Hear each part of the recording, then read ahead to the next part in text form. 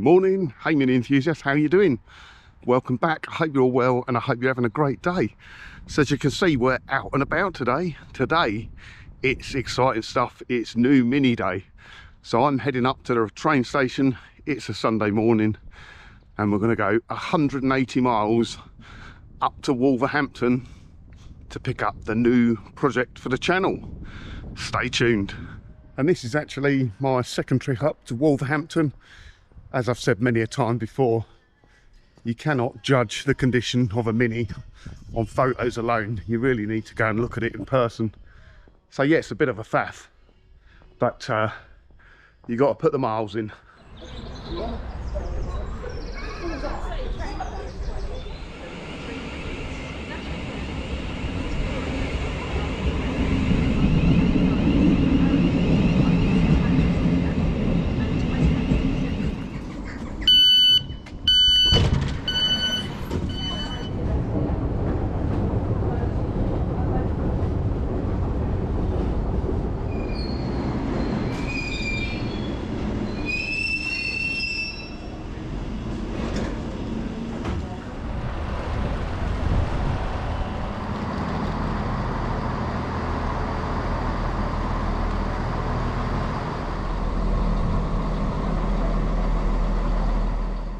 Right, so here we are. This is the new project for the channel, so keep watching to find out what we're going to do with it. Thank you very much, Steve. It's been a pleasure. There you go, Keith. Brilliant. And I can't wait to drive it back. So yeah, I look forward to catching up with you again later, and I hope you enjoy the progress on the Mini. I will do. I'll be watching it quite every week, yeah. Brilliant. Cheers, Steve. Right, so there we go. That's the Mini collected, and I've just got to say straight off the bat, what an absolute gentleman Steve was, right from the outset, right from the point we first made contact. Very, very nice to speak to, and a genuine Mini enthusiast. So it's a real privilege to buy his car, and hopefully he'll get some enjoyment of seeing what I'm going to do with it. So yeah, I'm loaded up. We've got 170-mile drive home down the M40, which should be fun, and we've got lots and lots of spare parts as well, which Steve very kindly threw in with the car. So yeah, just thank you very much, Steve. I really appreciate it. So first impressions, I've literally just driven it away from Steve. He kindly showed me to the nearest petrol station, and I've put £35 worth of super unleaded in, which filled the car to the top.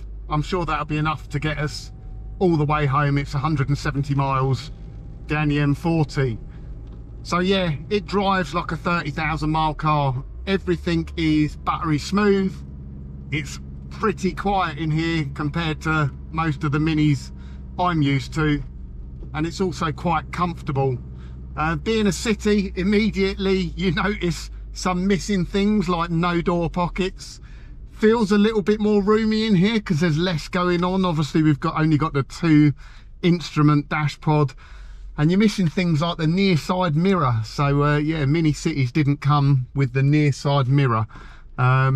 Not that it bothers me, because you actually have really good visibility in a Mini on your left hand side or over your left shoulder. I guess there's potentially, you might just get a little bit lazy if you're used to driving a car with a pair of door mirrors.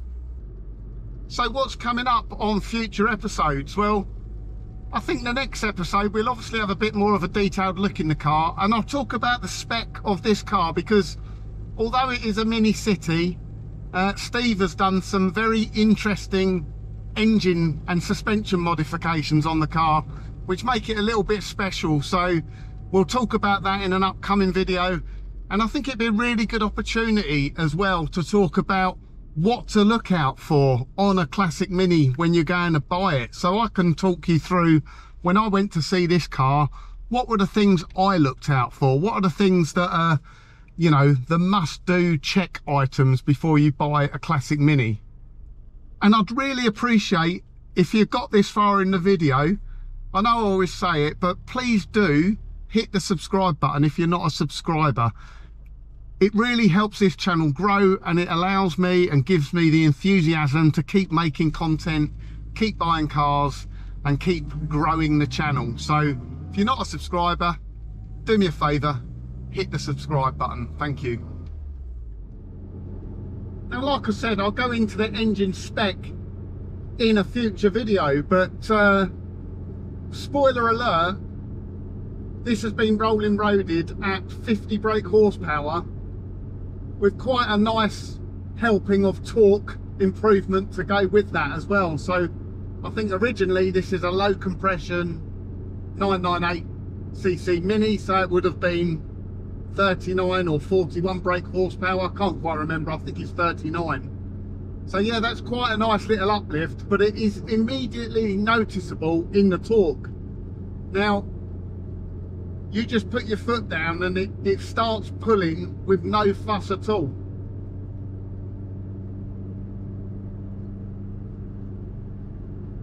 And this will also benefit from having the 3.1 diff, which not necessarily the best for 0 to 60 and acceleration times, but when it comes to motorway cruising, dual carriageways, that sort of thing, it just lowers the engine RPMs by probably maybe 200-300 less than it would be on something like a 3.44 diff. So it just makes it a little bit more of a cruiser.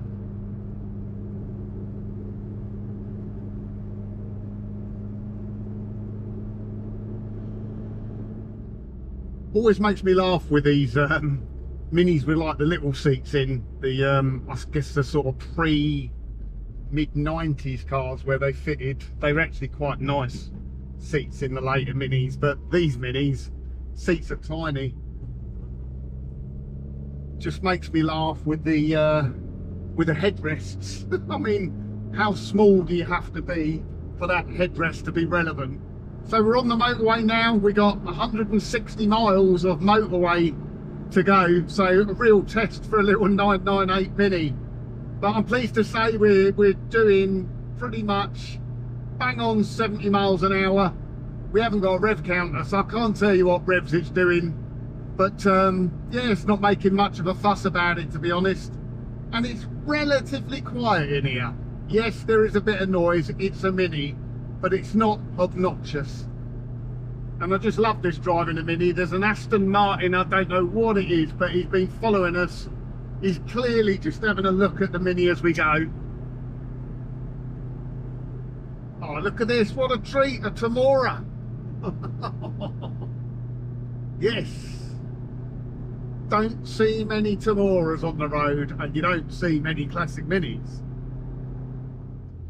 Right, so we've made it to Oxford. I'm just going to pull into the services, get some food because I haven't eaten all day. I had a bacon roll this morning for breakfast, but it's going to be a very long day once again.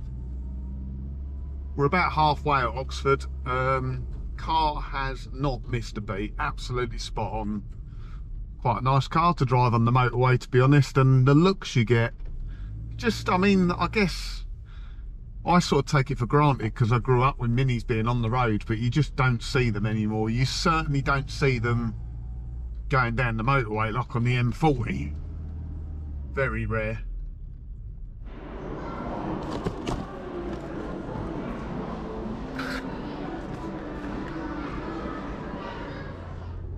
Right then, we are nearly home. So I think it's nearly 11.5 hours after I left this morning. So, long old day.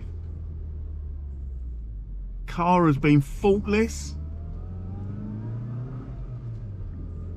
Really pleased with it actually, no problems at all. Obviously it's not got the same power as my Sport 5, and it's not up there with the Racing Green either, but it is a talky little engine and pulls pretty well without making too much of a fuss. So here we go, home sweet home, nearly 12 hours after I left this morning. Drove back without a glitch, no problems at all. Time to get it put away in the garage. So there we go guys, obviously in an upcoming video, the next one we'll probably have a quick walk around, but it's back, it's in the classic Mini Workshop garage. I've just unloaded it.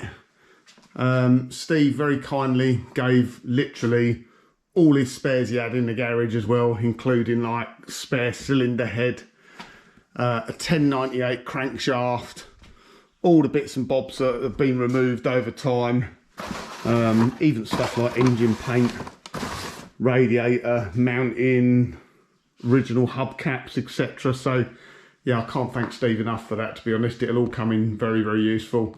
So yeah, obviously I will update more on what the plans are in future videos, but yeah, very quick look at it. It is just a very, very clean and tidy original Mini City with only 30,000 miles on it, and it drives fantastically well. So I hope you enjoyed today's video. Please remember to give it a thumbs up. Like I said earlier on in the video, really want to grow the channel some more. Could really do with some more subscribers. So if you're not subscribed, please do consider subscribing. If you enjoyed this video, please share it. And if you've not already done so, hit the bell notification button so you'll be notified of the next upcoming video. This is just the start of a very interesting project.